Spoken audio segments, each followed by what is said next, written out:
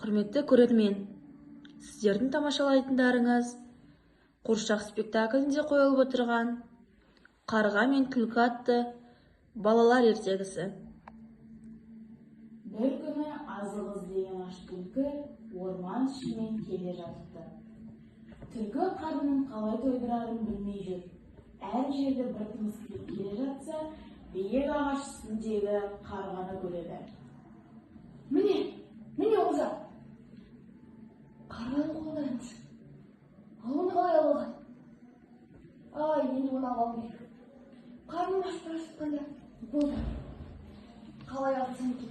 Қалай ана қолымдағы ішке қол жеткізсем екен? Bir нәрсе ойлап табу керек болды ғой. Азып мұраттап көрейін. Мүмкін беріп қалар. Қара. Құстар әлеміндегі ең жыны мама құс сен екен, білесің бе? Қарға, жауап беруге түспайсың ба? Жақсы. Бұл да бір қызық. Қолымнан келмеді. Тағы не ойлап тұрсам екен? Тағы не істесем екен? Қарным ашып бара жатырған-ай. Бұл да адамды қызықтырып.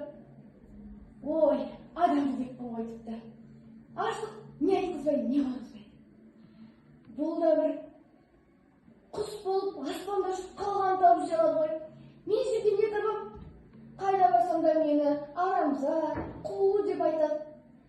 Ешкім өзін жемтік қылғысы келмейді. Енді ондай олжаға қол жеткізбеске. Тағы да бақылсып көрейін. Bir нәрсе ойлап табайсың. Тез. Ойлап табуым керек. Түлкі бір қулық ойлап табады. Я, таптым. Бұны тағы лараптап, аузындағысын түсіру керек. Я, кеттім. Қарғатай!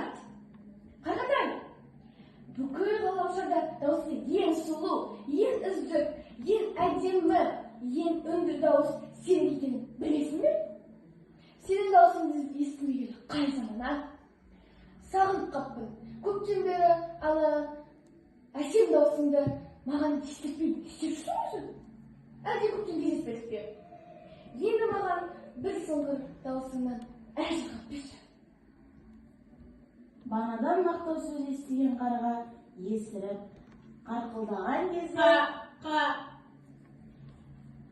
аузындағы ірімшігі жерге түсіп кетеді. Оны күтіп отырған түлкі ірімшікті қағып алады. Түлкі өз дегеніне жетіп, алаңсыз кетіп қалады. Мен жеттім.